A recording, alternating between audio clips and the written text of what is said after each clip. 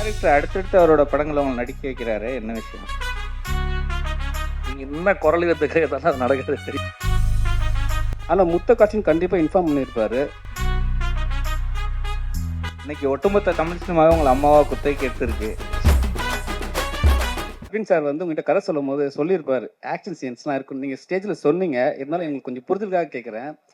அவர் எடுத்தவொடனே இந்த கதை சொல்லும் போது நீங்கள் ஸ்டண்ட்லாம் பண்ணுன்னு சொல்லும் போது நீங்கள் கண்டிப்பாக உங்கள் ஃப்ரெண்ட்ஸ் கிட்டலாம் ஷேர் பண்ணியிருப்பீங்க.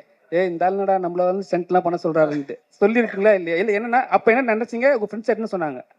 நான் ஃப்ரெண்ட்ஸ் கிட்ட அவ்வளோ பேசல. நான் ஏன்னா அது சரியா இருக்காதுல்ல மற்றவங்க கிட்ட கதையை பற்றி சொன்னா. வீட்டில் போய் சொன்னேன், வீட்லேயும் ஒரு மாதிரி பார்த்தாங்க, ஸ்டண்ட் நீ பண்ண போற அப்படியான்னு கேட்டாங்க. பட் அவர் வச்ச நம்பிக்கை தான் நான் மோஸ்டா. அது வந்து எனக்கு தெரிஞ்ச ஒரு விஷயம், நம்ம ரொம்ப ப்ராக்டிஸ் பண்ணி டெடிகேட்டடாக இருந்தால் கண்டிப்பாக நல்லா அவுட்புட் வருங்கிற நம்பிக்கை எனக்கு இருந்தது. நல்லா வந்திருக்குன்னு நம்புறேன், அவ்வளோதான். ஆனால் கண்டிப்பாக கேட்டாங்கண்ணா. நானே என்கிட்ட கேட்கும் போது மற்றவங்க கேட்க மாட்டாங்களா? டைரக்டர் அடுத்தடுத்து அவரோட படங்களை அவங்க நடிக்க வைக்கிறாரு, என்ன விஷயம்? அப்படியா? டைரக்டருக்கு ரொம்ப நன்றி. என் மேலே வச்சிருக்கிற நம்பிக்கை தான் நினைக்கிறேன். ஆக்சுவலி அவருக்கு ஜெனுவனாக நான் ரொம்ப கிரேட்ஃபுல்லாக இருக்கேன். பிகாஸ் எனக்கு வந்து இது ஒரு பெரிய ஆப்பர்ச்சுனிட்டி. பிகாஸ் நான் பண்ண கேரக்டர்ஸ்லாம் விட பிரேக் பண்ணுற மாதிரி எனக்கு ஒன்று வேணும்.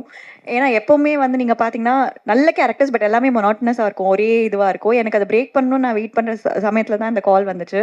அண்ட் நான் ரொம்ப சர்ப்ரைஸாக இருந்தேன். பிகாஸ் எந்த ஒரு எல்லாருமே சொல்லுவாங்கல்ல அடுத்த படத்தில் நீங்கள் தான் பண்ணுறீங்கன்னு, பட் யாருமே அது ஜெனுவனாக பண்ணதில்லை.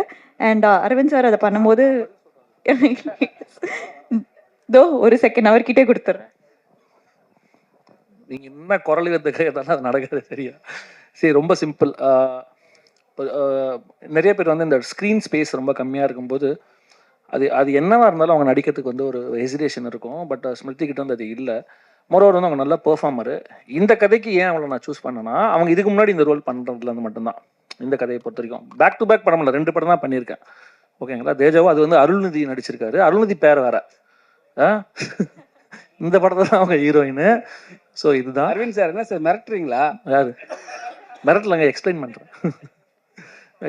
ஸோ அதுதான். ஸோ அதான் சொன்னேன், அவங்க இது நீங்கள் கண்டிப்பாக பார்த்துட்டு சொல்லுவீங்க. அவங்க டோட்டலாக வந்து ஒரு ரெஃப்ரெஷிங்காக இருக்கும் இந்த படத்தில்.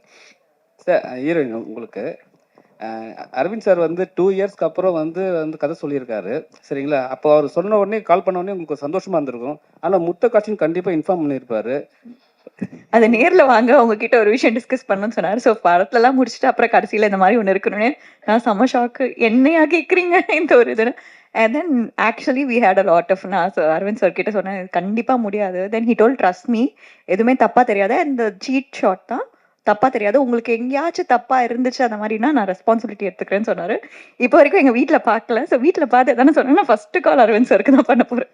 இன்னைக்கு ஒட்டுமொத்த தமிழ் சினிமாவே உங்களை அம்மாவா குத்தைக்கு எடுத்திருக்கு. அதை பற்றி சொல்லுங்க. அதை பற்றியா? சரி, ஏதோ பெர்ஃபார்ம் பண்ண முடியும் அப்படின்ற நம்பிக்கையில் சில எமோஷ்னல் சில விதமான கதாபாத்திரங்கள் என்னை தேடி வருது. ஸோ மகிழ்ச்சியாக இருக்குது. அதையும் தாண்டி நிறையா கேரக்டர் ரோல்ஸும் பண்ணிக்கிட்டு இருக்கேன். அங்கேயும் சிலதை நோட்டீஸ் பண்ணி கூப்பிட்றாங்க. ஸோ அதனால் கொஞ்சம் அந்த அம்மா அப்படிங்கிறதுலேருந்து ட்ராவல் பண்ணி ஐ திங்க் கேரக்டர் ரோல்ஸாகவும் நிற்பேன்னு நினைக்கிறேன் போக போக. ஸோ இதுலேயும் ஒரு அம்மா தான் பண்ணியிருக்கேன், ஆனால் கொஞ்சம் வித்தியாசமான அம்மா. உங்களோட நிஜ கேரக்டர் தான் இந்த படத்துல கேரக்டரா? என்ன சார் இதுக்கு என்ன சார் பதில் சொல்ல முடியும்? இது படம், இது ஒரு கேரக்டர், அவ்வளோதான் சார். இது ஏற்கனவே இந்த மாதிரி ஒரு சாயல் 100ல் மாதிரி பண்ணியிருக்கேன். ஆனால் இது இன்னும் கொஞ்சம் டிஃப்ரெண்ட். ஏன்னா இந்த படத்தில் எல்லா கேரக்டரோட பெர்ஸ்பெக்டிவ்ல வேற மாதிரி இருக்கும். அண்ட் இதில் நிறைய கிரே ஷேட்ஸ், பாசிட்டிவ்ஸ், நெகட்டிவ்ஸ் இருக்குது. கொஞ்சம் சேலஞ்சிங்காக இருந்தது. இது ஒரு genre shifting film. So romantic த்ரில்லர்னு சொல்லலாம். ஸோ ஆமாம், கண்டிப்பாக நீங்கள் கேட்ட பதிலுக்கு கண்டிப்பாக இல்லை சார், அந்த மாதிரி. செய்திகளை உடனுக்குடனும் துல்லியமாகவும் தெரிந்து கொள்ள சப்ஸ்கிரைப் பண்ணுங்க.